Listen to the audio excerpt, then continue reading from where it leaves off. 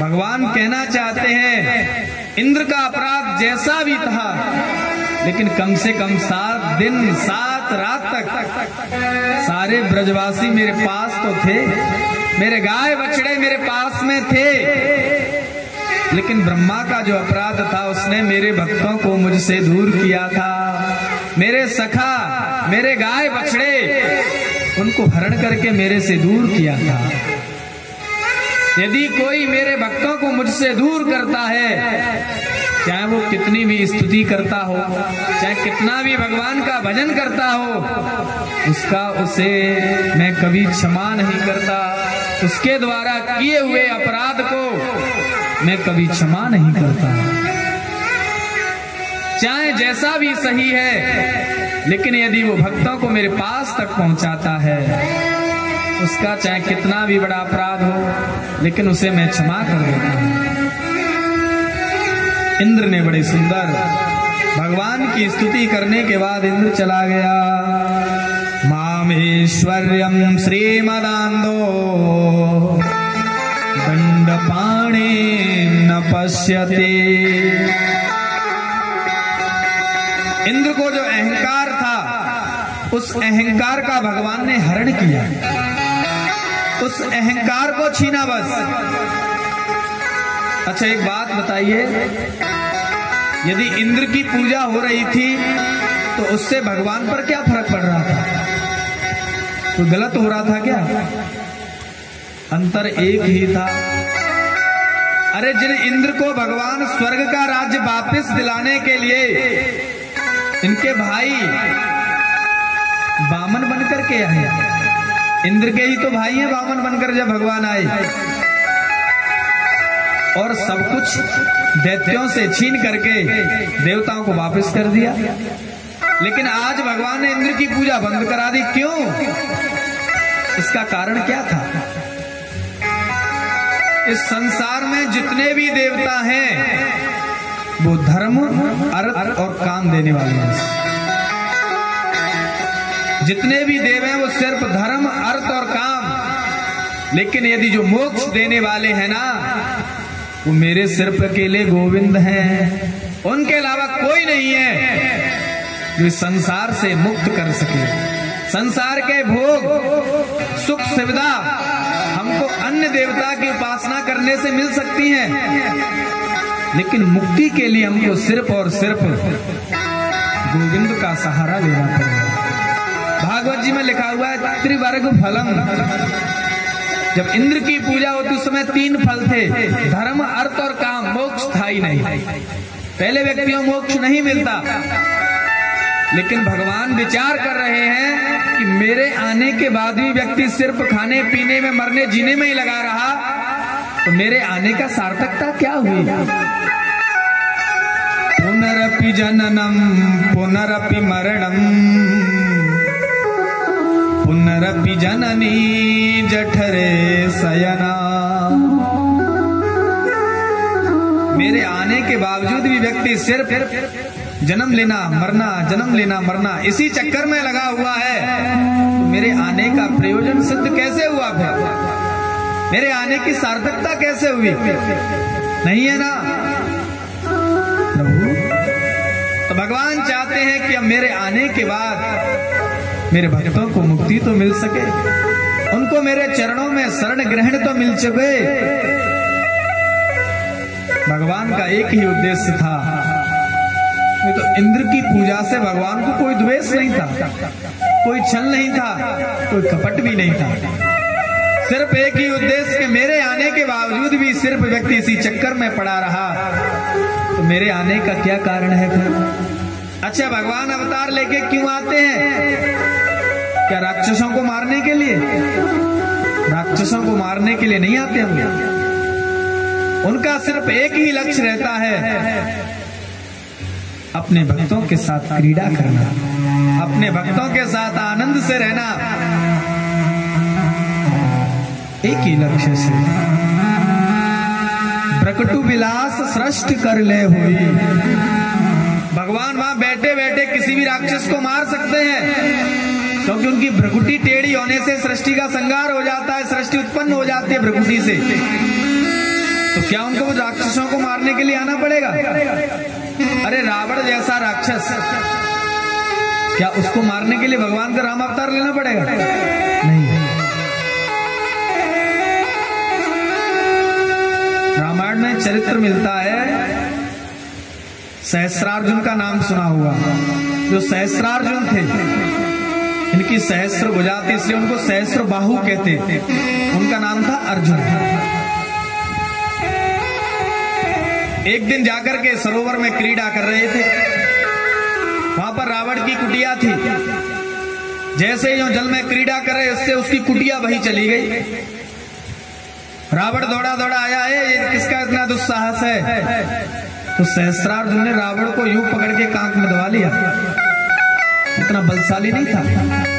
और उस सहस्त्र बाहु को, परशुराम जी का नाम सुना होगा, 21 बार क्षत्रियों से भीन कर दिया था भूमि पर, सहस्त्रार्जुन सहित। परशुराम जी का अवतार भी तो त्रेता में हुआ था।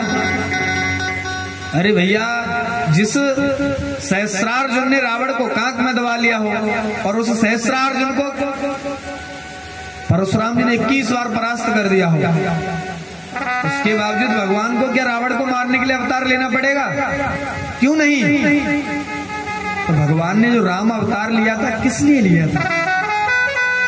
परशुराम जी सब कुछ करने में समर्थ थे, चाहते तो रावण को भी मार देते। फिर भगवान ने राम अवतार लेके क्यों आए? क्या कारण था उसका?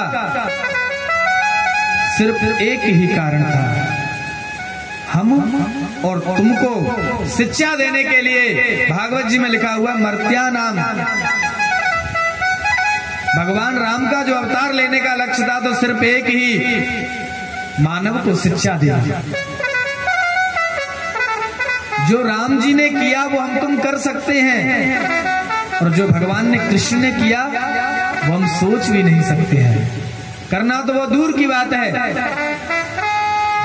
राम जी ने जन्म लेकर के सिर्फ अपने जीवन में उन आचरणों का पालन किया है, जिन आचरणों को हम तुम सब पालन कर सकते हैं। प्रातः काल उठी के रघुनाथा, मातु पिता गुरु ना वही माथा।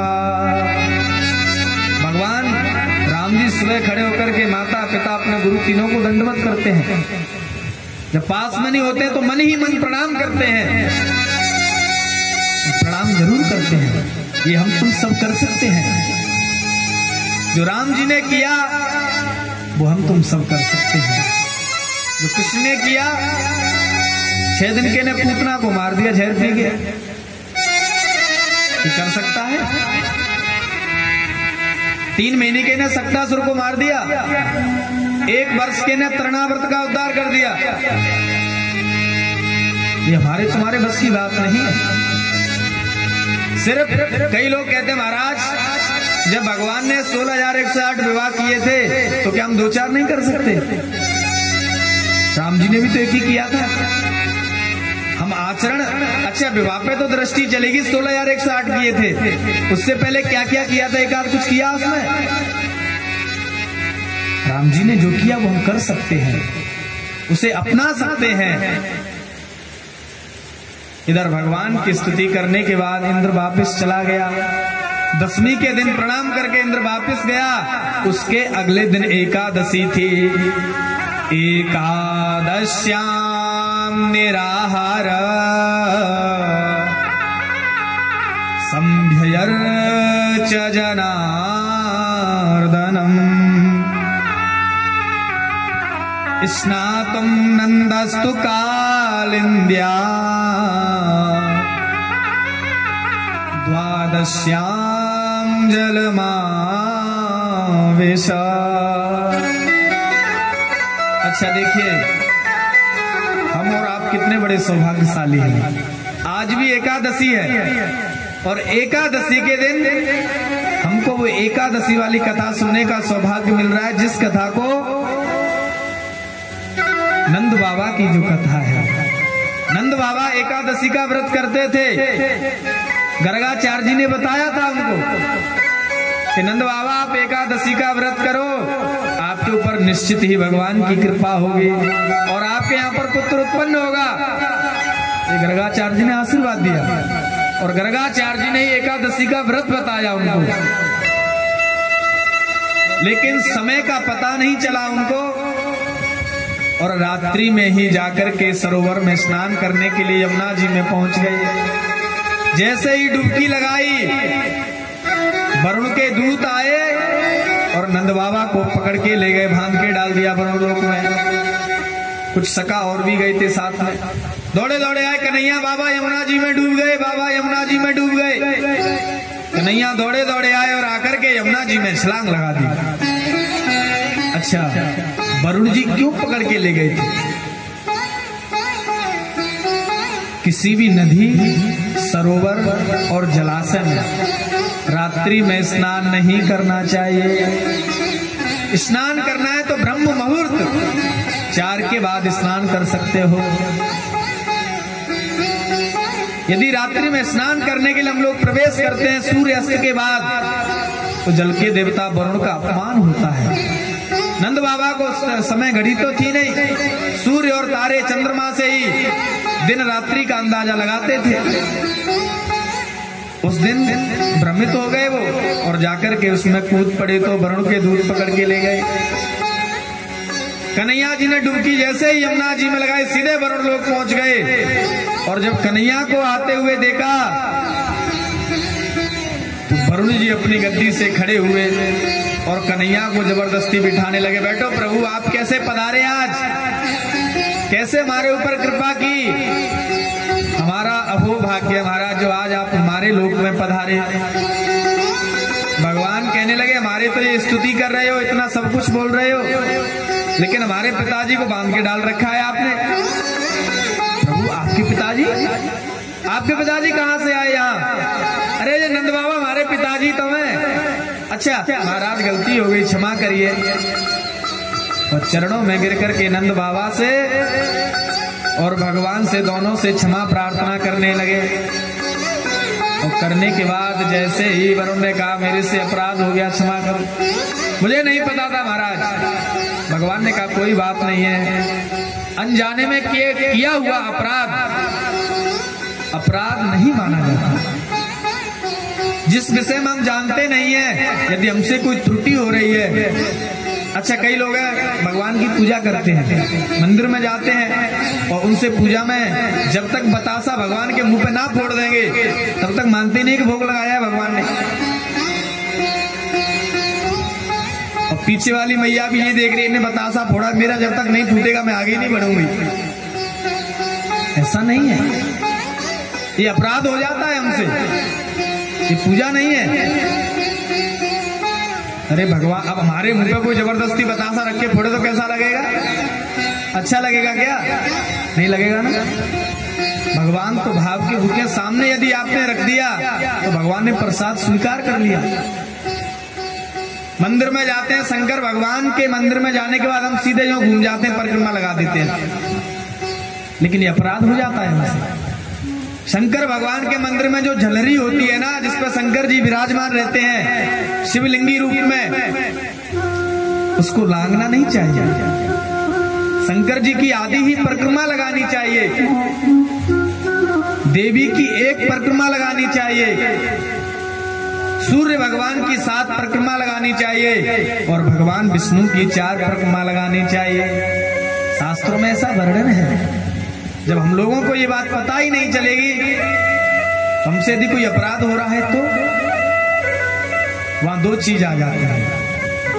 हम भगवान के दरबार में बुद्धि से नहीं, श्रद्धा से जाते हैं। हम वहां पर योग्यता से नहीं, सिर्फ एक ही भाव से जाते हैं कि हमको जाना है और भगवान की आरती पूजा करनी, अपनी श्रद्धा से जाते हैं, निष्ठा से जाते हैं। लेकिन यदि हमको पता है कि शंकर भगवान की झलरी को नहीं लांघना चाहिए, उसके बावजूद भी हम लांघ रहे हैं, ये अपराध है। ऐसा नहीं करना चाहिए। जानबूझकर अपराध नहीं करना चाहिए। और भगवान को ये सब पसंद नहीं है। जब वरुण ने अपमान किया, अनजाने में किया। अच्छा, कई लोग कहते हैं, कईयों को बताया कि ना आपको नारायण कवच का पाठ किया करो, स्वास्थ्य ठीक नहीं रहता, मैं नारायण कवच का पाठ करो, स्वास्थ्य ठीक रहेगा। बोले महाराज संस्कृत तो पढ़ना आता ही नहीं है। अरे भैया, एक दिन थोड़ा धीरे धीरे पढ़ोगे, 2 दिन में, 3 दिन में, हो सकता है 1 महीने में आपके वो अभ्यास में आ जाए, फिर आप अच्छे से पढ़ सको। बोले महाराज 1 महीने तक तो हमसे गलती हो जाएगी। तो वो अपराध इसलिए नहीं माना जाएगा क्योंकि आप किसी दूसरे के अनहित के लिए थोड़ी पढ़ रहे हो, अपने लिए पढ़ रहे हो। अपने लिए पढ़ने में यदि थोड़ी बहुत त्रुटि होती है तो वहां पर शुद्धता का वर्णन नहीं है, वहां पर सिर्फ आपके भाव का वर्णन है, आपकी श्रद्धा का वर्णन है। आप अपनी निष्ठा श्रद्धा से अपने लिए पढ़ रहे हो, इसलिए वो अपराध नहीं लगेगा। राम रक्षा स्तोत्र है, हनुमान चालीसा के पाठ है, ये हम लोगों को करने चाहिए। साधारण स्तोत्र हैं, 10-5 मिनट बैठ करके, सुबह हमारे पास समय है तो बैठ के हमको पढ़ना चाहिए। इधर जल के देवता वरुण ने भगवान को प्रणाम किया और भगवान जैसे ही नंद बाबा को लेके यमुना जी से बाहर निकले, सब ब्रजवासियों ने पकड़ लिया। अरे बाबा कहाँ चले गए हमको छोड़ के तुम? अरे भैया मत पूछो, मैंने जैसे ही यमुना जी में छलांग लगाई, पता नहीं जाने कहां से 4 हट्टे कट्टे चले आए और मुझको उठा के ले गए। और उनने तो जाके मुझको बांध के डाल दियो, लेकिन ना जाने मेरे कन्हैया कहां से घूमता हुए वहां पहुंच गए। और मेरे कन्हैया को जैसे ही विन्या देखो, अरे भैया जाको बड़ो स्वागत सत्कार किया, जाके तो चरणों में साष्टांग प्रणाम कर रहे हैं, जबरदस्ती गद्दी पे बिठा रहे हैं। ना जाने भैया हमारे कन्हैया की मां का रिश्तेदारी निकल आई। ब्रजवासी बालक बोले, बाबा बाबा तू बिल्कुल माने चाहे मत माने, तेरा लाला तो वास्तविक भगवान है। भगवान बोले, ब्रजवासी बालक आए और कहा कि कन्हैया तू सच्ची सच्ची बता, भगवान है कि नहीं? भगवान बोले, इस प्रश्न को ही खत्म करो। अच्छा एक बात बताइए, यदि मैं भगवान हूं तो क्या चाहते हो, और नहीं हूं तो क्या चाहते हो? बोलो भैया है तो खूब बनोरे हम पे दिखा ले रहे हो, लेकिन तू यदि वो बैकुंठ वाला भगवान है तो एक पोतवा बैकुंठ के दर्शन जरूर करा दे हमको, एक पोत अपना बैकुंठ जरूर दिखा दे, कैसा वो बैकुंठ? भगवान ने कही कोई बात ना है, आपको मैं बैकुंठ दिखाता हूं, मैं भगवान हूं या नहीं इस प्रश्न को छोड़ो। भगवान ने जब ये बात कही तो बोलो दिखाओ कन्हैया। जैसे ही सब ब्रजवासी बालकों को लेकर के वृंदावन में एक ब्रह्म कुंड है, उस ब्रह्म कुंड में कहा कि छलांग लगाओ। ब्रह्म कुंड में छलांग लगाई, सीधे बैकुंठ पहुंच गए सारे ब्रजवासी बालक। साथ में भगवान ने अपने वाहन वरुण को भेजा था, और जैसे ही गरुड़ वहां पहुंचा तो कहा कि भैया देखो ये ब्रज से आए हुए हैं, ये जिस वस्तु से खेलने दो, जहां बैठे बैठने दो, कोई रोक टोक मत लगाना। और जैसे ही ब्रजवासी बालकों ने बैकुंठ का दर्शन किया, ओहो बड़े प्रसन्न हुए, देख करके बड़े आनंदित हुए। क्यों नहीं होंगे, आजकल के दोस्तों की तरह थोड़ी है। अरे उनने जैसे ही अपने कन्हैया का वो दिव्य बैकुंठ देखा, देखने के बाद उनको तो प्रसन्नता हुई उसे देख करके, उसको देख करके बहुत खुशी हुई।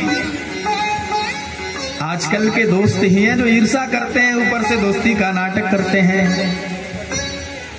जाकर के जैसे ही वहां पर स्वच्छता पवित्रता के साथ देखा, भगवान के सखा बोले ओहो देखो हमारे कन्हैया का महल कितना दिव्य है। भगवान एक ऊंचे से सिंहासन पर बैठे हुए थे। जैसे ही ब्रजवासी, उन्हें तो वही आदत कन्हैया को घोड़ी बना करके ऊपर बैठने की, उसके साथ खेलने की। देख कन्हैया ये खा, हम ये लेकर के आए हैं। तो वहां जैसे ही कन्हैया से मिलने के लिए ब्रजवासी बालक आगे बढ़े तो पार्षदों ने रोक दिया, कहाँ जा रहे हो? वहां कोई नहीं जा सकता। तुम नहीं जा सकते? अरे हमारा सखा है वो, तो तुम करो नहीं जा सकते। बोले नहीं जा सकते। सब ब्रजवासियों का, बच्चों का चेहरा उदास हो गया और और कहने लगे यदि हम अपने कन्हैया के पास नहीं जा सकते तो हमको ऐसा बैकुंठ नहीं चाहिए। ऐसा बैकुंठ का हम क्या करेंगे जिसमें हम अपने कन्हैया से दूर हैं? हमें नहीं चाहिए भैया तुम्हारा ऐसा बैकुंठ। और तुरंत आदेश दिया गरुड़ को कि हमको इसी समय अपने वृंदावन वापस ले चलो। गरुड़ कहने लगा अभी कुछ नहीं बिगड़ा है, देख लो, विचार कर लो, क्योंकि मेरे से प्रभु ने कहा यदि कोई ब्रजवासी बालक वहां रहना चाहे तो उसे निश्चित ही वहां पर छोड़ आना, कोई जरूरत नहीं है वापस लाने की। ब्रजवासी बालक बोले हमने कहा ना हमें तुरंत वृंदावन जाना है, हमें ऐसे बैकुंठ में नहीं रहना जहां हमको अपने कन्हैया से दूर रहना पड़े, हमें नहीं चाहिए ऐसा बैकुंठ।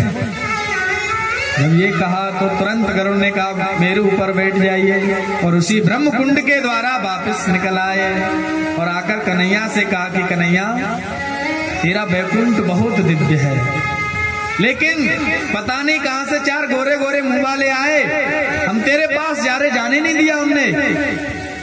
भगवान बोले तुम मेरे पास हो, हमेशा मेरे साथ हो,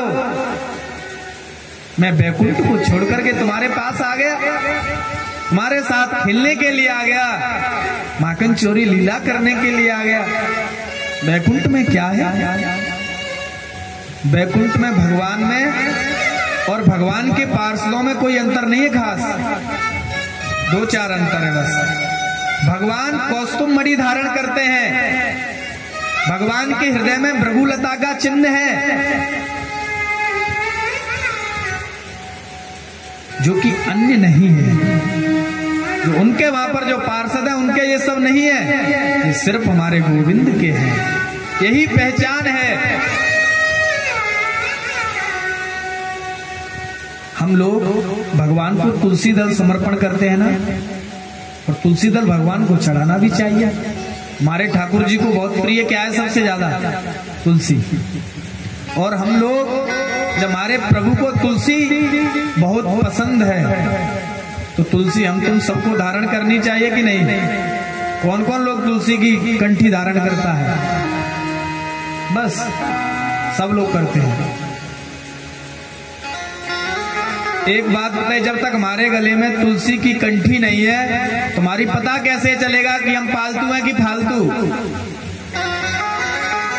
जो पालतू होता है ना उसे फिर कोई कुछ नहीं बोलता। बोलता है क्या? नहीं बोलता।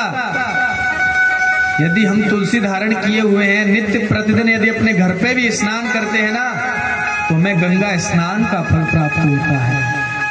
उस तुलसी से पूरा जल हमारे शरीर पर जाता है। तुलसी धारण करनी चाहिए। बाप में कह रहा था पालतू के कुत्ते होते हैं, पालतू और फालतू। जिनके गले में पट्टा पड़ा रहता है ना, यदि वो कोई अपराध कर दे तो उसकी शिकायत उसके मालिक से करने के लिए जाते हैं, और उसका मालिक उसकी देखभाल रखता है ना। उसके गले में पट्टा डला हुआ है कि फलाने का है वो।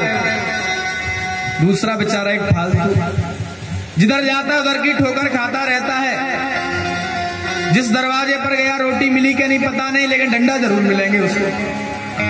दौड़ता हुआ रहता है, कुछ नहीं मिलता उसको।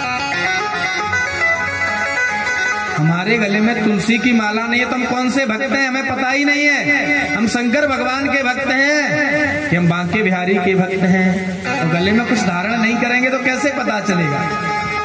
तुलसी अत्यधिक पवित्र है, हमको भी भगवान का होके रहना चाहिए, गले में तुलसी धारण करना चाहिए। कई लोग कहते हैं महाराज तुलसी का बहुत विधान है। बिल्कुल है, वो सबको त्याग दीजिए। उस सबका मैं यहां से नाम लेना नहीं चाहता, उसे त्याग दीजिए। तुलसी धारण करिए, भगवान के भक्त बनकर के रहिए। भगवान कहते मैंने जब तुम्हारे लिए ये अन्न बनाया है, तुम्हारे लिए फल फ्रूट बनाए हैं, मेवा बनाई है, गाय का दिव्य दूध है, उसके बावजूद हम सब इनको त्याग करके जिनको दूसरे जीवों को हत्या करके खाते हैं। कोई हमको आकर के मारे, कितना कष्ट हुआ। वो भी एक योनि है, 84 लाख योनियों में भी वो भी एक योनि है। दूसरे जीव की हत्या करना अपराध है, बहुत बड़ा अपराध है। हम लोग फिर भी भूल जाते हैं, अपराध पे अपराध किए जाते हैं।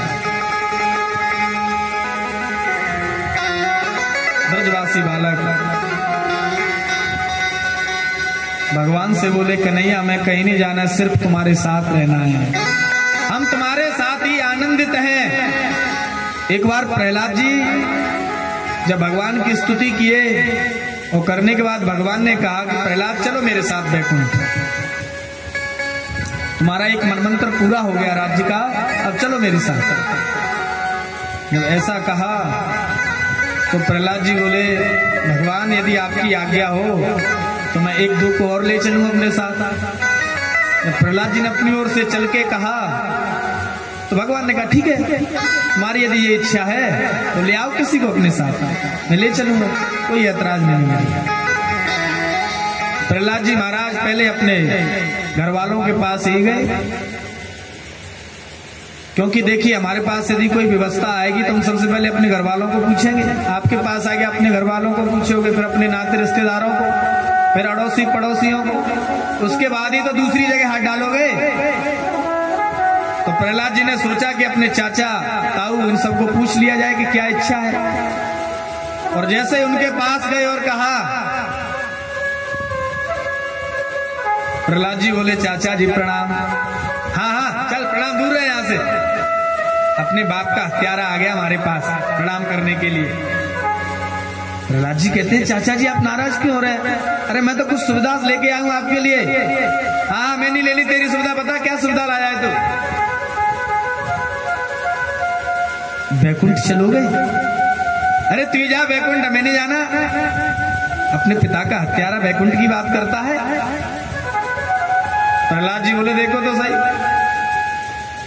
इनकी बुद्धि में कैसे मैं समझाऊं कि मैं कहां की बात कर रहा हूं। उनकी समझ में नहीं आए, वो कुछ सीधा प्रश्न करता उल्टा जवाब। उनने सोचा कोई बात नहीं है भैया, नाते रिश्तेदारों से पूछ लिया जाए। उनकी भी समझ में नहीं आई। बोले भैया एक तो मैंने अपनी ओर से कहा भगवान से कि प्रभु 1-2 को और ले चलूं, लेकिन यहाँ तो कोई जाने को तैयार नहीं हो रहा है।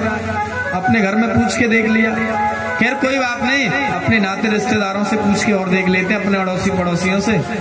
तो प्रहलाद जी महाराज घूमते हुए जैसे ही चले, रास्ते में एक बूढ़ा बुजुर्ग मिल गया और उससे कहा, महाराज बैकुंठ चलोगे? हाँ प्रहलाद चलेंगे बैकुंठ, तो चलो। अब बोले हाँ, अरे तो ना जाना भैया, हमने सोचने का समय होगा वहां में, अभी तो हम पे बहुत काम है, पोते की शादी करनी है अभी, और तुम कह रहे बैकुंठ चलो। अभी ना जा सके प्रहलाद जी, अभी तो सीट खाली ना है भाई। प्रहलाद जी महाराज बड़े चिंतित, मैं जिसको कहता हूं वही मना कर देता है, क्या करूं। रास्ते में जैसे घूम के वापस लौट के आने लगे तो एक देखा, एक गंदगे स्थान में मिट्टी का जो गारा होता है ना, वहां पर एक सुवरिया उसमें लेटी हुई थी। तो उनने सोचा कि कोई और नहीं तो इसी को ले चलूं बैकुंठ, शायद इसके सौभाग्य खुल जाए, इससे पूछ के देखा जाए। उससे भगवान ने कहा, अरे इधर आओ देवी। तो एड़ा की मेड़ा की पहले तो वो खड़ी हुई, फिर धीरे धीरे आगे चल करके आई। कहो प्रहलाद जी का कह वो चावे? मैं तो ये कह रहा हूं कि बैकुंठ चलोगे?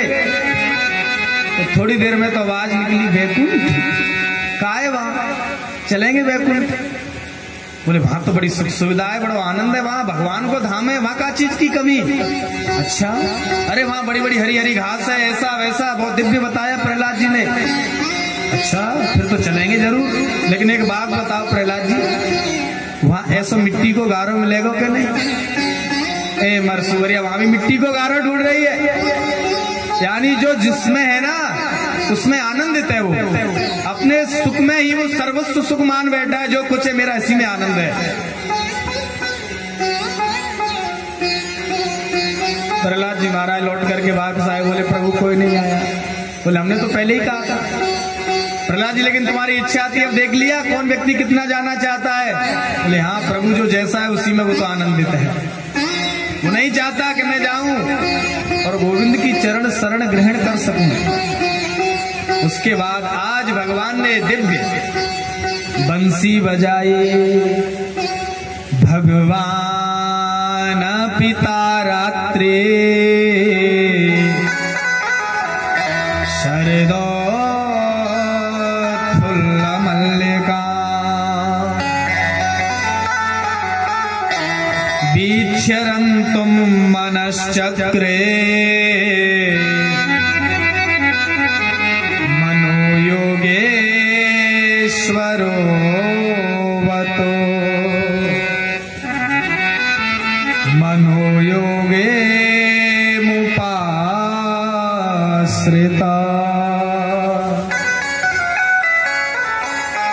रास पंचाध्यायी का चरित्र शुभारंभ होता है। ये 5 अध्याय पंच प्राण हैं। आज मेरे गोविंद ने बंसी बजाई, बड़ी दिव्य बंसी की ध्वनि आज गोपियों के कान में बंसी के वो स्वर पहुंचे। लेकिन देखिए भगवान ने सुखदेव जी महाराज को पता था कि कलयुगी लोग संशय करने वाले ज्यादा होंगे, मानने वाले कम, प्रसन्न करने वाले ज्यादा। तो सुखदेव जी महाराज ने उस चरित्र का शुभारंभ भगवान पिता रात्रि,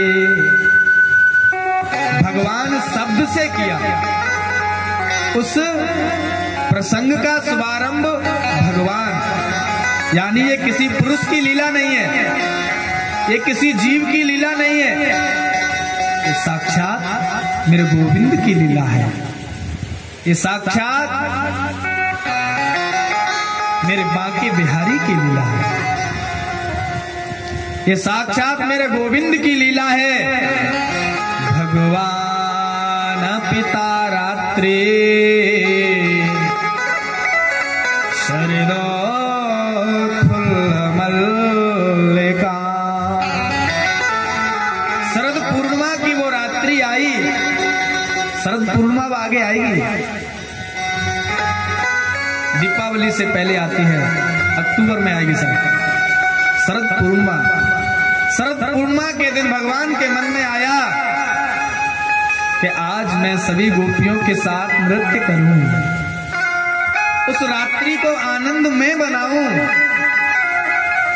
बड़ी सुंदर भगवान ने बंसी बजाई। लेकिन विडंबना ये है, ये बंसी हर किसी को सुनाई नहीं दी।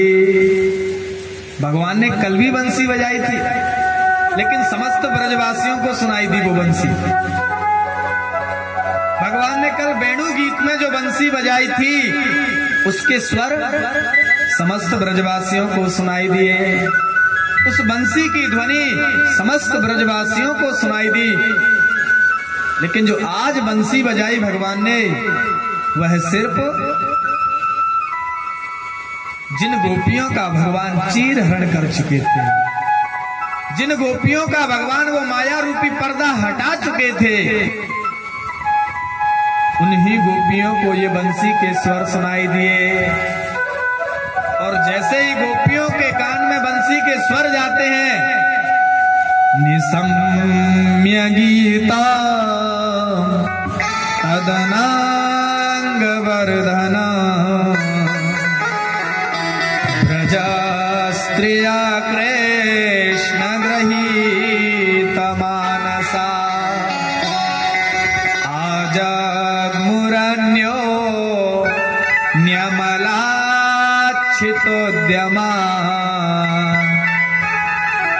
सयत्र कांतो जबलोलकुंडला।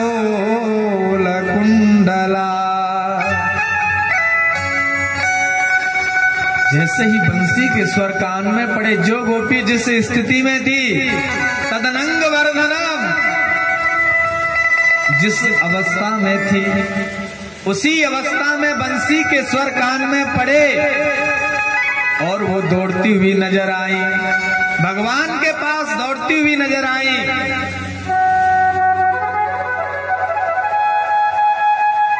और वो गोपियां, सुखदेव जी महाराज ने यहां पर गोपियों का वर्णन किया, कौन कौन सी गोपियां थी और क्या क्या अपना काम छोड़ करके भागती हुई नजर आ रही हैं। सुखदेव जी महाराज लिख रहे हैं, दुहंत्यो भी अयोकाश्चे दुहम हित्वा समुत्सुका। सुखदेव जी महाराज लिख रहे हैं, एक गोपी गाय का दूध निकाल रही थी, लेकिन जैसे ही बंसी के स्वर कान में पड़े दूध की बाल्टी को फेंका और दौड़ती हुई नजर आई भगवान से मिलने के लिए। दूसरी गोपी गैस पर दूध गरम कर रही थी, लेकिन जैसे ही बंसी के स्वर कान में पड़े दूध की भगोनी उठाई और फेंकी, दौड़ती हुई भगवान के पास जाने लगी। क्यों? अरे भैया, जब जाना है तो दूध फेंक के क्यों, वैसे ही चले जाओ। क्यों? माता बहनों की आसक्ति, घर की दूध दही, इनमें आसक्ति कुछ ज्यादा होती है। वो तो मौसम इतना अच्छा है इसलिए, नहीं तो कई माता यहाँ बैठी बैठी भी सोचती पता नहीं दूध सुबह का गर्म किया है खराब ना हो जाए शाम तक। दूध दही में बहुत आसक्ति होती है, तो यानी कि वो गोपियां कह रही हैं हम दूध को इसलिए फेंक के आई कि वहां जाने के बाद घर की आसक्ति ना रहे, दूध की याद ना आए, यानी वहां जाकर के हम गोविंद के हो जाएं तो पूर्ण रूप से गोविंद के हो जाएं। वहां जाके हमको स्मरण नहीं आना चाहिए। एक गोपी तो अपनी डेंटिंग पेंटिंग कर रही थी। डेंटिंग पेंटिंग समझते हो ना? तो डेंटिंग पेंटिंग में परिवर्तन हो गया। आंखों में लगाने वाली चीज होठों पे लगा ली, होठों वाली चीज आंखों पे लगा ली, कुछ ध्यान ही नहीं है और दौड़ती हुई जा रही है। एक गोपी वस्त्र धारण कर रही थी तो नीचे पहनने वाला लहंगा ऊपर पहन के दौड़ती हुई जा रही है। उनको कुछ याद नहीं है। वस्त्राभूषणा, अस्त व्यस्त अपने वस्त्र उल्टे सीधे धारण किए दौड़ती हुई जा रही हैं भगवान से मिलने के लिए। सब गोपी दौड़ती हुई जा रही। अच्छा देखिए, एक दूसरे को बता भी नहीं रही है, सब जा रही है अपनी अपनी मस्ती में।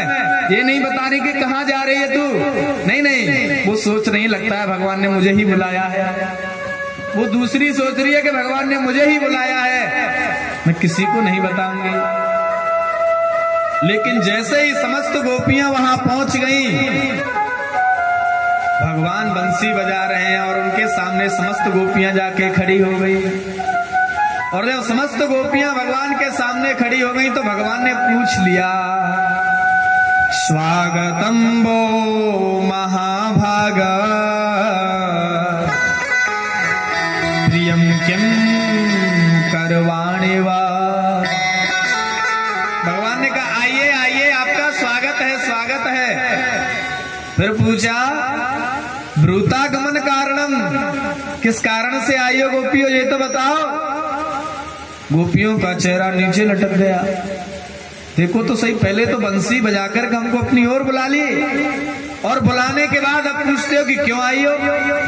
अरे भैया, आप लोग हमारा यहाँ निमंत्रण करके जाओ, शाम को हम आपके घर भोजन खाने के लिए पधारे, तो आपको महाराज आइए आइए बहुत स्वागत है, अच्छा हुआ आप पधारे हमारे घर। ठीक है साहब, लेकिन महाराज ये तो बताओ आना कैसे हुआ, कैसा लगेगा फिर हमको। अरे देखो क्या भले आदमी, पहले तो निमंत्रण किया, भोजन के लिए आने पे स्वागत भी किया, अब पूछ रहा महाराज कैसे आए हो, क्रोध आएगा कि नहीं। तो गोपियों को क्रोध आने लगा। देखो एक तो हम इनके लिए अपना सब कुछ छोड़ करके आ गए और ये आते ही हमसे स्वागत भी कर रहे हैं कि आओ आओ गोपियों आपका स्वागत है, लेकिन फिर पूछ रहे हो कि क्यों आई हो। अच्छा, सुखदेव जी महाराज ने यहाँ पर एक बात और लिखी उसमें कैसी गोपी है? भगवान कहने लगे, देखिए आप इस समय आए हो, रात्रि का समय है। रात्रि के समय वन में आपको घूमना शोभा नहीं देता। आप अपने घर को वापस लौट जाओ। गोपियां नीचे नार झुकाए खड़ी हुई हैं। तो इधर कहते हैं भगवान, हो लगता है शरद पूर्णिमा का चांद देखने के लिए आई हो। तो अब तो चांद भी देख लिया, वापस लौट के जाओ। अब तो चांद के भी दर्शन हो गए आपको। ओहो, लगता है आप बंसी की स्वर और धुन सुनने के लिए आए। तो अब तो बंसी भी सुन ली, वापस जाओ। गोपियां विचार करने लगी, जिसके लिए हम सब कुछ छोड़ करके आ गए और वो हमसे कह रहा है जाओ जाओ जाओ। सुखदेव जी लिखते हैं, मातरः पितरः पुत्रा भ्रातरा पतयश्च वा। इसके द्वारा हमको पता चलता है कि वहां पर वो गोपी नहीं थी कि जिनका विवाह नहीं हुआ। सुखदेव जी महाराज ने लिखा है, मातरः, आपकी मां आपको खोज रही होंगी। पुत्रः, ऐसी भी गोपी थी जिनके बाल बच्चे भी थे। जाओ, आपके बेटे आपको ढूंढ रहे होंगे। रात्रि के समय आप यहाँ घूम रही हैं। पतयश्च, ऐसी भी गोपी थी जिनका विवाह हुआ ही था। उनसे भी कहा, आपके पति आपको ढूंढ रहे होंगे। रात्रि के समय आप यहाँ घूम रही हैं, आपको शोभा नहीं देता। एक गोपी को जब तक उसके पति ने हाथ पकड़ के कमरे में बंद कर दिया, कहां जा रही हो? उस गोपी ने नेत्र बंद किए और समाधि लगाई। समाधि लगा करके सब गोपियों से पहले वो पहुंच गई वहां भगवान के पास।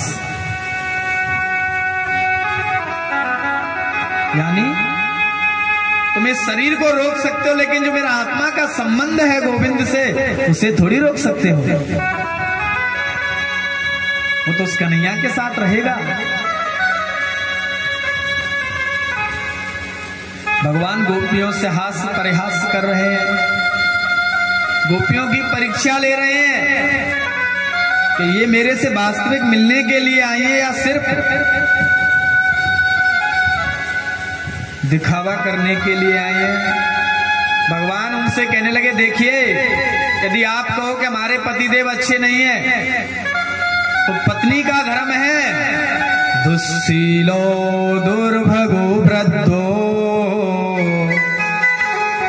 जडोरोग्या धनो पिवा।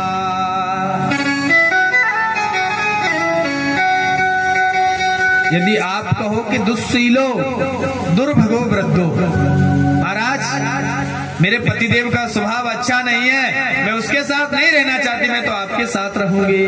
तो देखिए, पति परमेश्वर होता है, उसके साथ तुम्हारा विवाह हुआ है, तुमको उसी के साथ रहना है, चाहे वो कैसा भी है। दुस्सीलो दुर्भगो, उसका स्वभाव भी ठीक नहीं है, क्रूर है, उसके बावजूद भी वृद्धो जड़ो, कहो बुढ़ापे का शरीर है, जड़ है, मूर्ख है, उसके बाद भी लिखा पति स्त्रीभिर नहातव्यो लोके सुरोभिर पातके। महाराज फिर भी वो पति परमात्मा है, वो पति के साथ ही अपना जो जीवन है, उसके पिता ने, उस कन्या के पिता ने जिसके हाथ में हाथ दिया है, उसी के साथ अपना जीवन यापन करना चाहिए, चाहे वो जैसा भी है। भगवान जब प्रश्न पर प्रश्न किए जा रहे हैं तो गोपियों ने कहा, महाराज एक बात बताइए। भगवान गोपियों की परीक्षा ले रहे हैं कि देखूं तो सही इनके अंदर मेरे प्रति कितना प्रेम है। क्यों नहीं लेंगे भैया, परीक्षा लेने का भगवान का हक भी है। उनके साथ नृत्य करना है, महारास करना है, जब हम और आप बाजार में 50 रुपए का मटका लेने के लिए जाते हैं ना, बार बार बजा करके देखते हैं कहीं से फूटा तो नहीं है, देखते हैं ना। तो जिसके साथ भगवान महाराज करने के लिए जा रहे हो, तो क्या भगवान नहीं देखेंगे कि इसके हृदय में वास्तविक मेरे लिए प्रेम है, या वैसे ही दौड़ी चले आए हैं।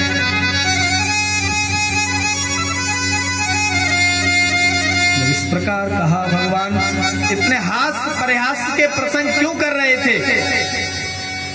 सिर्फ इसलिए कर रहे थे क्योंकि अब तक राधा रानी नहीं आ पाई थी। और जब राधा रानी जैसे ही पहुंची, तो राधा रानी के पहुंचने के बाद भगवान ने कहा, चित्तम सुखेन भवता पहृतम ग्रहेषु यन्निर्विशत्य तु करावपि गृह्य कृत्ये पादौ पदं न चलतस्तव पादमूला।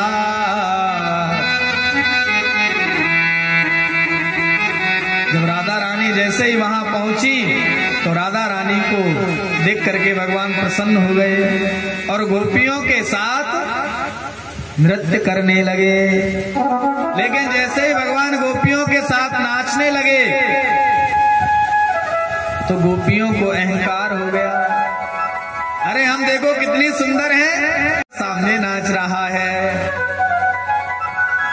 ऐसा भाव रखते हुए जब गोपियों के अंदर अहंकार आया और राधा रानी को मान हो गया, प्रेमी और प्रेमिका के बीच में मान चलता है, रूठना मनाना चलता है, लेकिन अभिमान नहीं चलता। राधा रानी को मान हुआ, बोले मुझ में और गोपियों में क्या अंतर है? जब गोविंद ऐसे इनके साथ नाच रहे हैं और गोपियां सोच रही हैं कि कन्हैया मेरे साथ ही नाच रहे हैं, तो भगवान राधा रानी को मनाने के लिए और उन गोपियों के अभिमान को तोड़ने के लिए वहां से अंतर्ध्यान हो गए, वहां से अंतर्ध्यान हो गए। और जब भगवान अंतर्ध्यान हुए वहां से, तो गोपियां विलाप करने लगे, इधर उधर घूमने लगी। क्या करें? इधर राधा रानी कुछ देर तक तो साथ चली, बाद में राधा रानी बोली कि मेरे पैरों में दर्द हो रहा है। पादौ पदम न चलतस तब पाद मूलात। महाराज, अब मेरे से पैदल नहीं चला जा रहा, अब मैं पैदल नहीं चल सकती। अच्छा, पैदल नहीं चल सकती? बोले बिल्कुल नहीं महाराज। तो भगवान ने कहा कि आप मेरे कंधे पर बैठ जाओ। क्योंकि राधा रानी क्यों बोल रही है ये बात? वो अच्छी तरह से जानती हैं कि यदि मैं गोविंद के साथ चली गई, तो जो अन्य गोपियां पीछे हैं उनको कभी भगवान प्राप्त नहीं होंगे, और यदि मैं रह गई तो मेरे सहारे गोपियों को भी भगवान के दर्शन मिल जाएंगे। क्योंकि भगवान ने एक बात और कही थी गोपियों से। जब गोपियों ने कहा कि प्रभु एक बात बताइए, आप हमसे बार बार बोल रहे हो कि जाओ जाओ जाओ, हम चली जाएंगी, एक हमारी बात का उदाहरण दे दीजिए, आप उत्तर दे दीजिए प्रश्न का। कौन सी का? तो वो गोपियां कहने लगी, जब भगवान ने कहा एक बात बताइए, प्रभु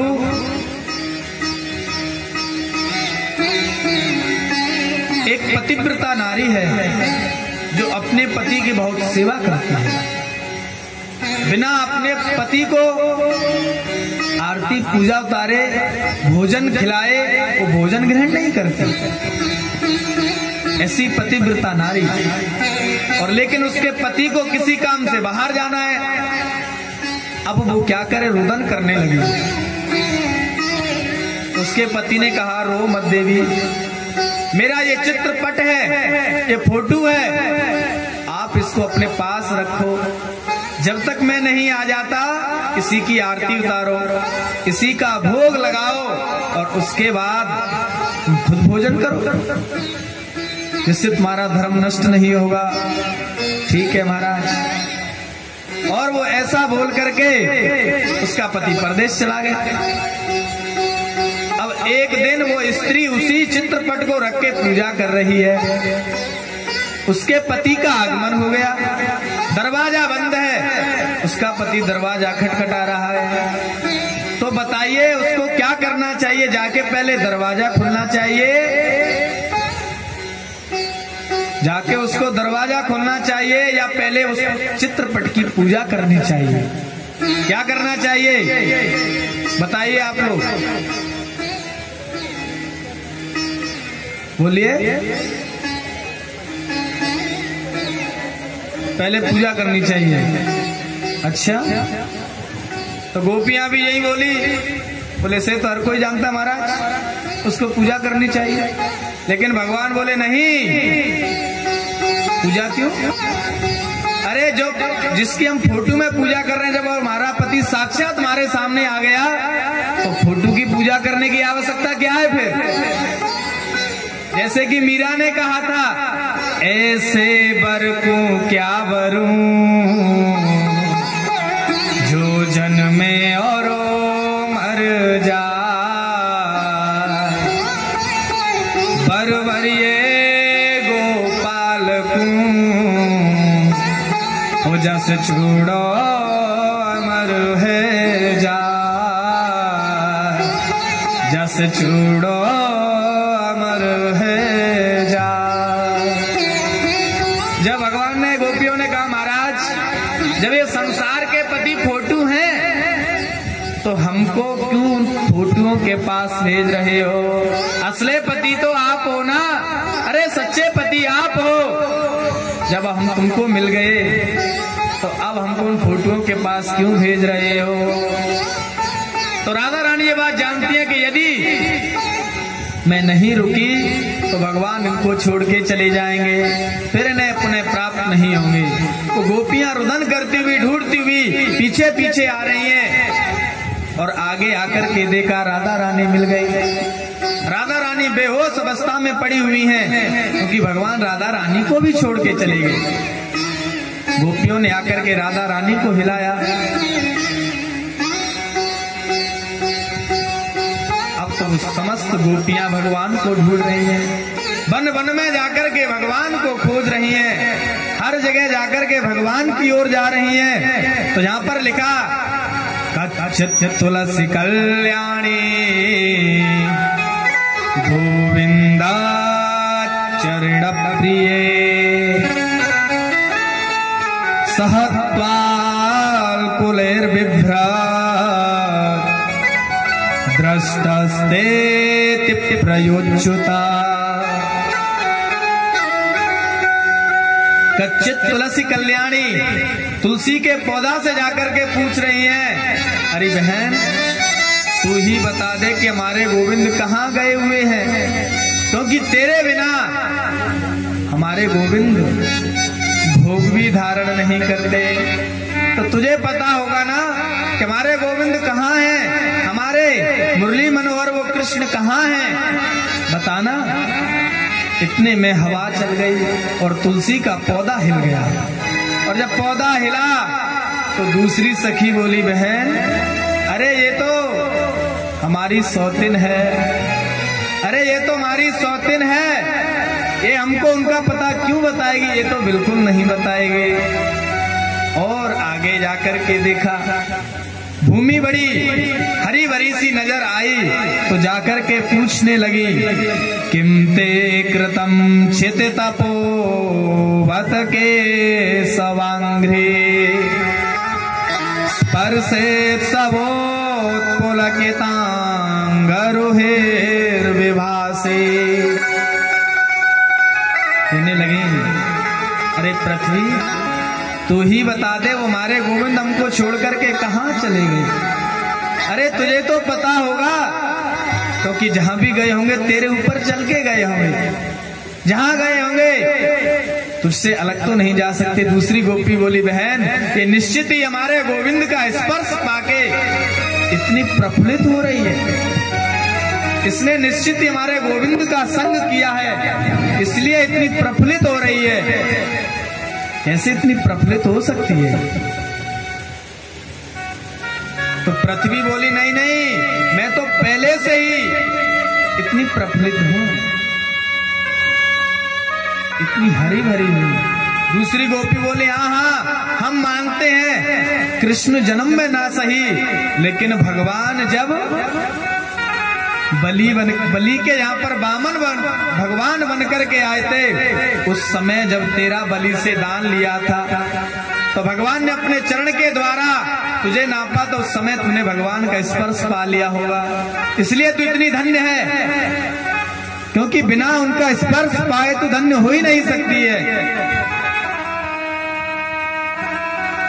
पृथ्वी बोली नहीं नहीं, मैं उससे पहले भी प्रफुल्लित थी। तो दूसरी गोपी बोली हाँ हाँ, मैं मानती हूं कि भगवान जब वामन बनकर के आए थे, उस समय तूने स्पर्श नहीं किया होगा, लेकिन आहो वराह बपसो परिरंभणे ना, जिस समय भगवान हिरण्याक्ष के चंगुल से तुझे मुक्ति दिलाई थी, उस समय जरूर तूने उनका आलिंगन किया होगा, क्योंकि बिना भगवान का आलिंगन किए तू इतनी प्रफुल्लित हो ही नहीं सकती है। देखिए, ये बात गोपी अच्छी तरीके से जानती हैं कि वो सिर्फ यशोदानंदन कृष्ण नहीं है। यदि ये बात वो नहीं जानती कि वो साक्षात परमात्मा है, तो ऐसे नहीं बोलती हूँ। सुखदेव जी ने वर्णन किया है, वो यहाँ तक जानती हैं कि तुमने वामन भगवान में ना सही बराह रूप जब लिया, उस समय आलिंगन कर लिया होगा, क्योंकि वो गोपी भी कोई साधारण तो नहीं थी।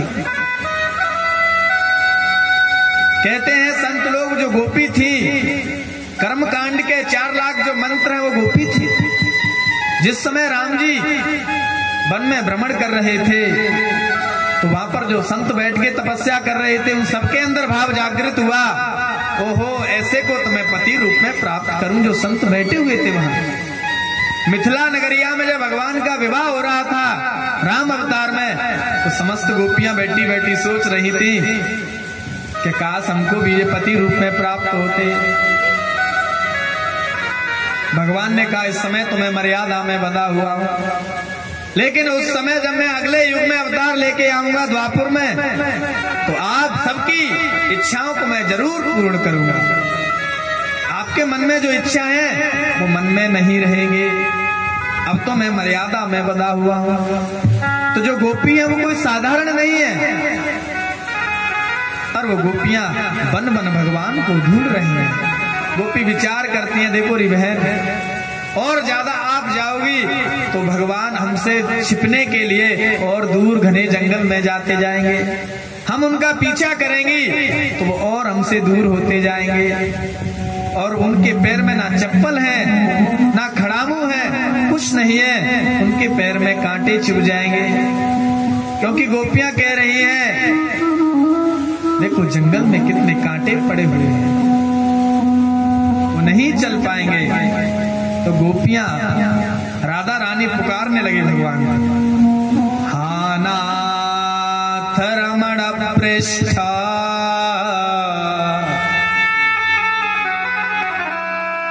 क्वासे क्वासे महाभुजा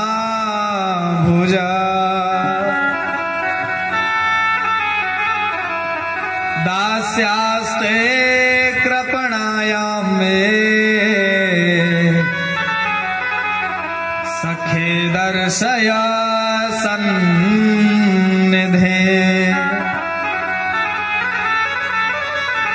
गोपी ने यहाँ पर भगवान को पुकारा, हाँ नाथ रमण पृष्ठ, राधा रमण भगवान प्रकट हो गए, राधा वल्लभ भगवान प्रकट हो गए, जो आज भी वृंदावन में विराजमान है।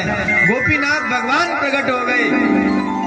क्वासी क्वासी महाभुजा बांके बिहारी जी महाराज, राधा रानी के पुकारने पर ये ठाकुर प्रकट हो गए वहां, जो विराजमान है आज। राधा वल्लभ जी का क्या दिव्य दर्शन है, राधा रमण जी का क्या दिव्य झांकी है, आनंद है। दर्शन करने के बाद ऐसे लगता है कुछ हमको प्राप्त हो गया वास्तविक। अब तो समस्त गोपियां आकर के यमुना के किनारे बड़ा एक सुंदर गीत गाया। कौन सा गीत? गोपी गीत, बड़ा दिव्य गोपी गीत का। देखिए, आज से पहले उन गोपियों ने कभी उस गीत का अभ्यास नहीं किया। जब हम लोग कोई चीज गाते हैं या कोई भजन गाते हैं तो उसको पहले तैयार करते हैं ना, उसकी संगत बिठाते हैं, उसके बाद गा पाते हैं। लेकिन आज से पहले गोपियों ने कभी उस भजन को तैयार नहीं किया, उस भजन को गाया नहीं। वो दिव्य बड़ा सुंदर 19 श्लोकों में गाया हुआ गीत गोपी गीत है। आइए 2-4 श्लोकों का हम लोग और आप भी आनंद लें। गोप्य उचहु जयात तेदिकम जन्मना व्रज श्रयते मेरा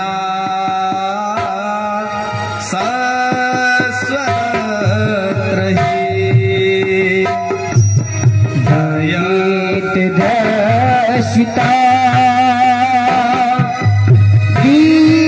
छुटा वही घटा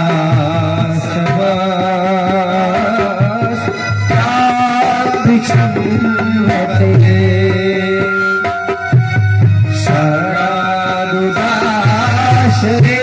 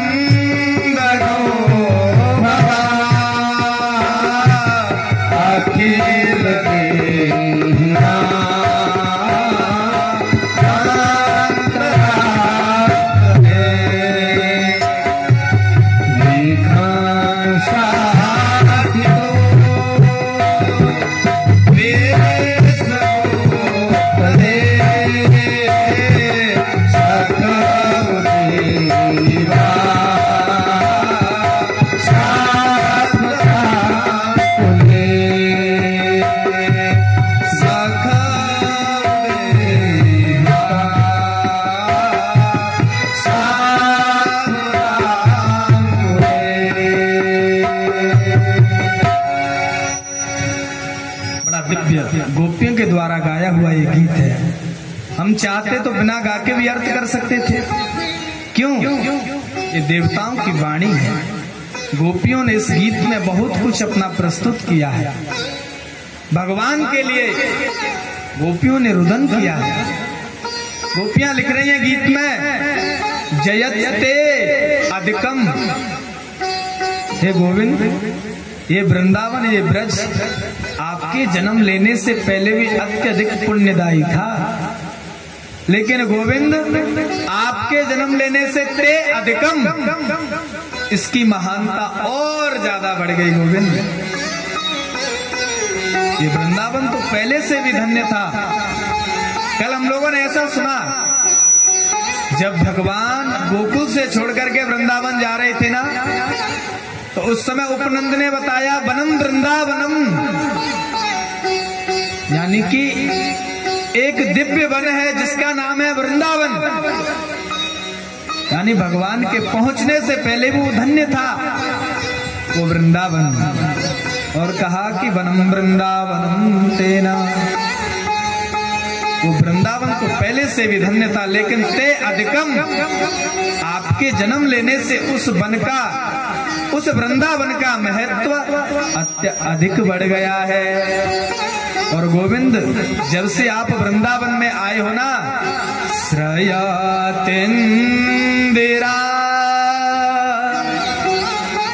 सस्वदत्रहि,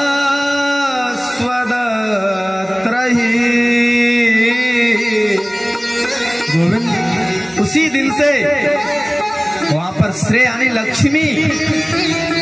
लक्ष्मी चलायमान है। लेकिन आपका जन्म जब से वृंदावन में हुआ है, तब से लक्ष्मी वहां जाकर के स्थिर हो गई है, लक्ष्मी वहां जाकर के ठहर गई है। फिर लक्ष्मी आगे नहीं बढ़ती, वहीं जाकर के वो लक्ष्मी रुक गई है। और गोविंद, हम लोगों को क्यों बचाया? अरे हमें मारने के लिए कितने नहीं आए, कभी अगासुर आता है, कभी बकासुर आता है, कभी इंद्र पानी की वर्षा करता है। किस लिए हमने हमारी रक्षा की? क्या इसलिए भरदने तो नेह किम बधा। अरे कन्हैया, हमारी रक्षा इसलिए की थी क्या कि मैं तुमको अपने प्रेम में अपनी नेत्रों की तिरछी तलवार से काट के मारूंगा। अपने नेत्रों की कतारी से मारना चाहते थे क्या? हमको मारने के लिए कितने नहीं आए। विषय जलाप्यया व्याल राक्षसा। अरे उस यमुना के विषैले जल से क्यों बचाया? बड़े बड़े राक्षस आए, उनसे हमारी रक्षा क्यों की? गोविंद, मैं क्यों बचाया? और हम ये बात भी अच्छी तरीके से जानती हैं, न खालु गोपिका नंदनो भवा, कि आप सिर्फ यशोदा और देवकी के लाल नहीं हो, आप तो ब्रह्मा जी के द्वारा स्तुति करने के बाद भिखान सार्तु तो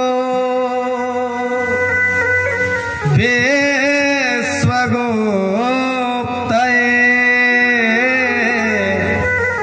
सखाउ देवान्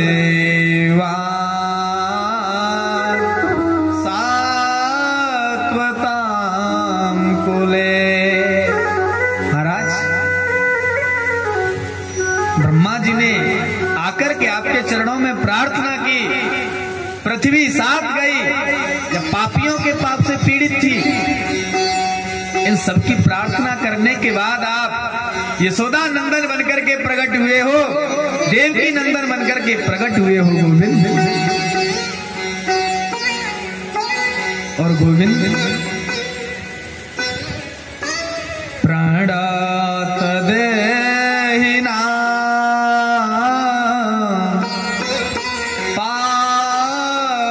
पापकर्षणा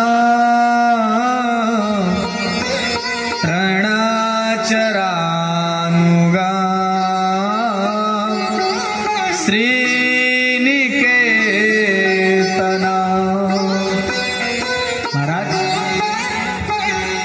तृणचरानुगम श्रीनिकेतना, अरे जिन चरणों को आपने फणे फणार्पितम ते पदाम्बुजा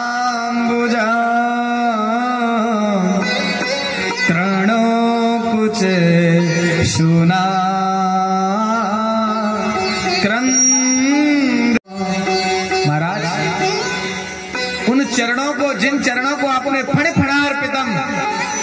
ताता थैया करके उस नाग के फन पर बड़ा नृत्य किया था, उन्हीं चरणों को, अरे उन्हीं चरणों को आप हमारे आकर के वक्षस्थल पर रख दीजिए गोविंद। हमसे दूर क्यों हो गए आप? उन चरणों को लाकर के हमारे ऊपर रखिए ना। गोपियां कह रही हैं, हे गोविंद, वास्तविक आपकी कथा जीवन को तपाने वाली। तब कथामृतम तप्त जीवन कविभिरीडितम कल्मषापहा।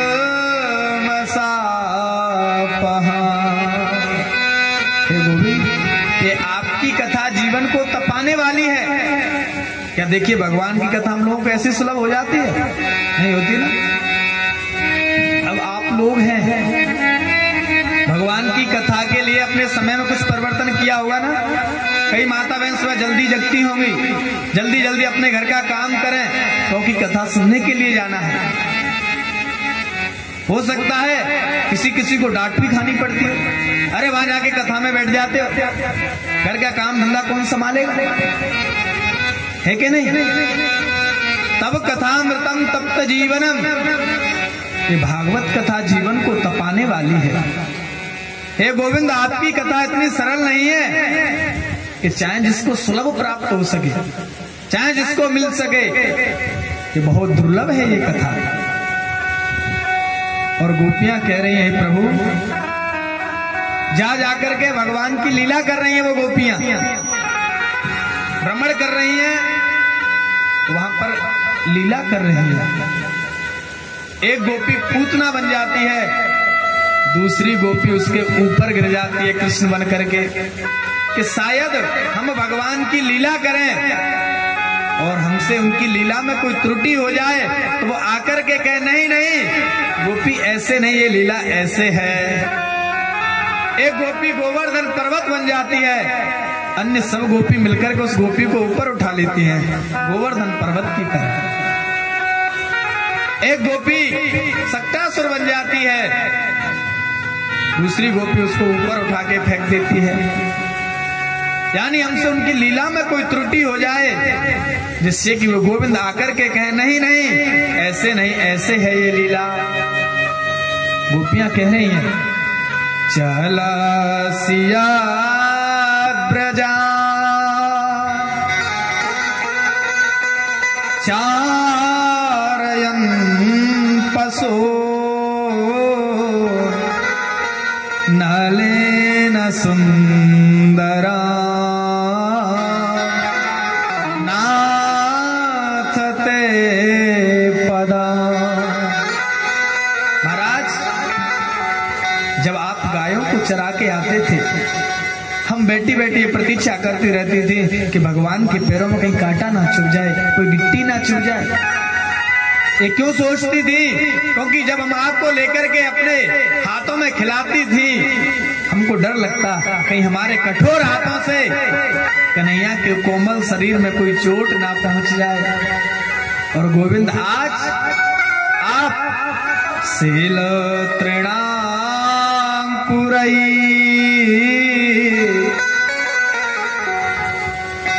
इस जंगल में भ्रमण कर रहे हो, आपके पैर में कोई गिट्टी चुभ जाएगी, कोई कांटा लग जाएगा। हे गोविंद, गोपियां बहुत रुदन कर रही हैं। गोपियां कह रही हैं, हे प्रभु, आज आप हमको छोड़ के चले गए, आपके दर्शन के बीच में आप हमारे सामने खड़े हो, हम आपके दर्शन कर रही हैं। बीच में जो कपोल बंद होते हैं ना आंखों के, तो गोपियां कपोल बंद होना भी असहाय मानती हैं। यानी हमारे भगवान के दर्शन के बीच में विघ्न आ गया, तो इसके लिए ब्रह्मा जी को भी उल्टा सीधा कह देती है, जड़ा उदेक्षता पाचमक्र दृशा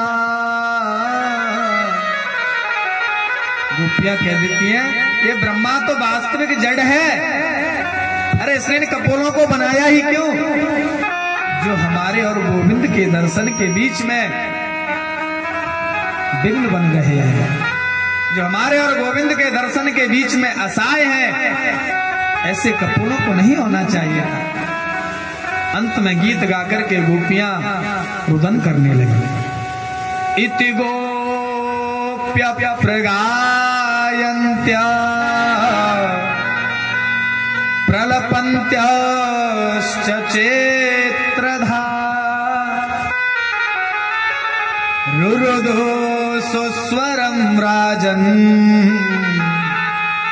कृष्ण दर्शन लालसा।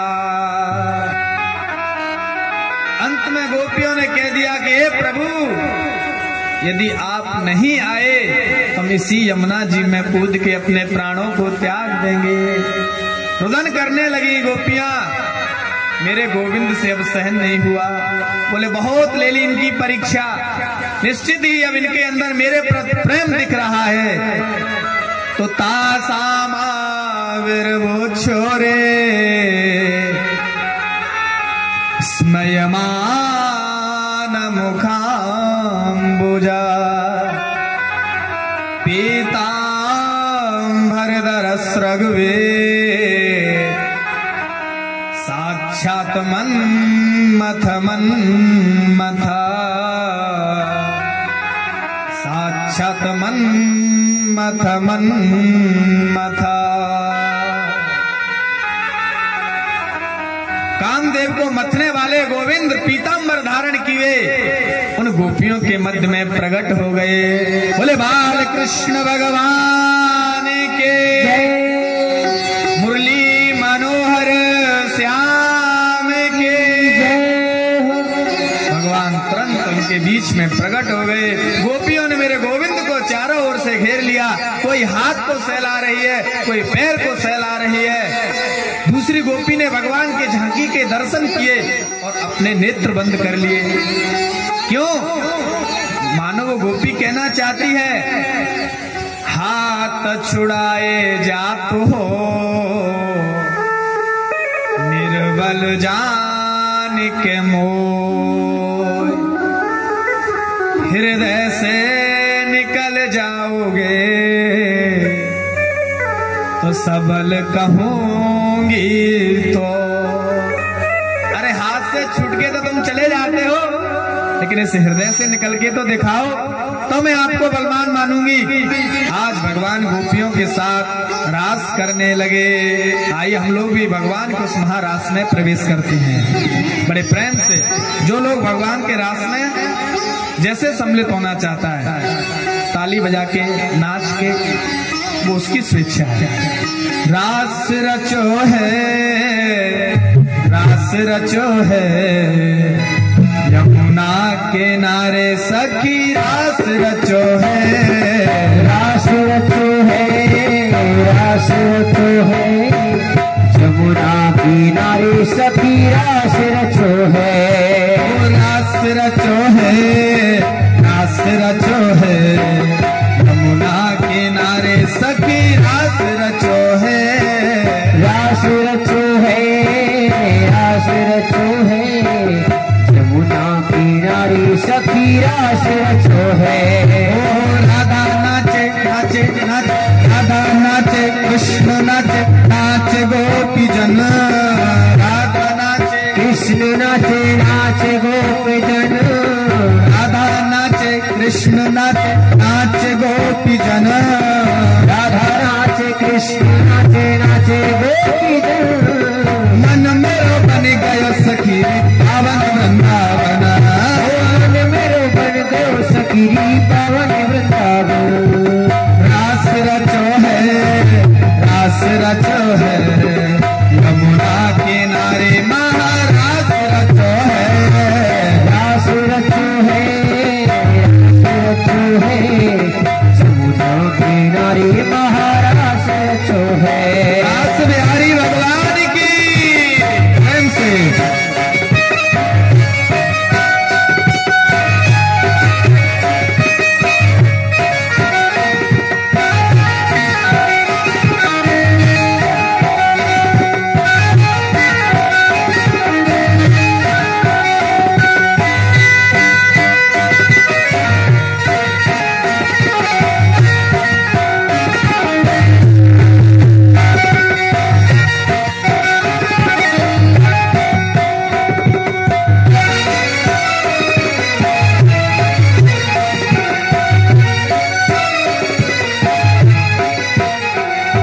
इस रास में कौन कौन नाच रहा है? सिर्फ भगवान और गोपियां ही नहीं। भगवान ने कामदेव को आदेश दिया, बोले आजा। कामदेव भगवान से जाके बोला, प्रभु मैंने आज तक किसी को नहीं छोड़ा, सब पर विजय प्राप्त कर ली, अब मैं आप पर भी प्राप्त करना चाहता हूं। भगवान ने कहा तेरा निमंत्रण है, मैं महारास रचाऊंगा गोपियों के साथ, तू वहां पर आना और आकर के अपने समस्त बाणों को चला देना। यदि तूने मुझे परास्त कर दिया तो मैं तेरा बेटा बनूंगा, और यदि तू परास्त हो गया तो तू मेरा बेटा बनेगा। बोले ठीक है महाराज। कामदेव भी आ गया और अपने बाणों